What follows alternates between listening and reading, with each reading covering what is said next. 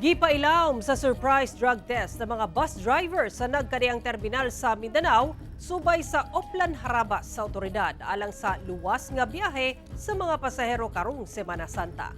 Atong sayro ng detalye niini sa live report ni Argil Relator. Argil.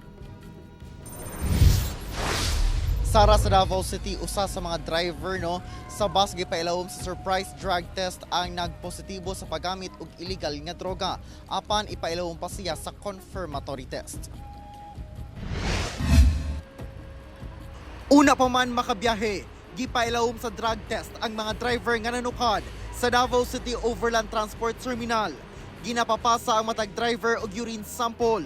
Kini usa lang sa pamaagi sa mga otoridad nga masiguro nga nasa saktong kondisyon ang mga driver alang sa luwas nga biyahe sa mga pasahero. Actually, meron ng isa. Kinakailangan lang natin in confirmatory. So, sana wag na madagdagan. Pag si driver nag-positive sa confirmatory test, issuean po siya ng show cause order. Tapos, of course, to afford due process din po sa driver.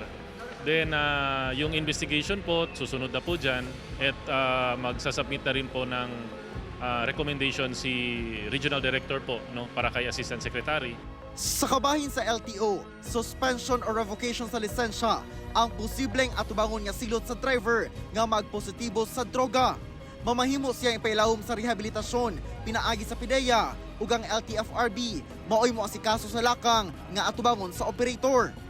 Usa-usa sab magi-inspeksyon sa mga personahe sa LTFRB 11 ang bus units kung functional ba ang mga gadget, lakip ang mga dokumento niini. So far bastante man ang atong supply of public utility buses.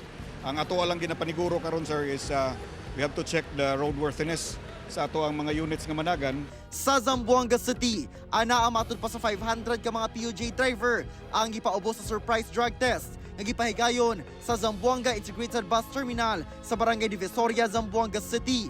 Sa pagpanguna sa PIDEA Region 9, kauban ang laing law enforcement agencies ug ubang ahensya sa gobyerno.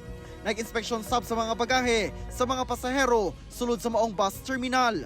Kini aron masiguro ang seguridad sa mga biyahero karong Semana Santa. Sara, o galing makaresponde dayon kung dunay mga reklamo ang mga pasahero dili ba dunay mga emergency sulod sa terminal, dunay help desk ang nagkadaihang ahensya sa gobyerno nga gimontar. Sara.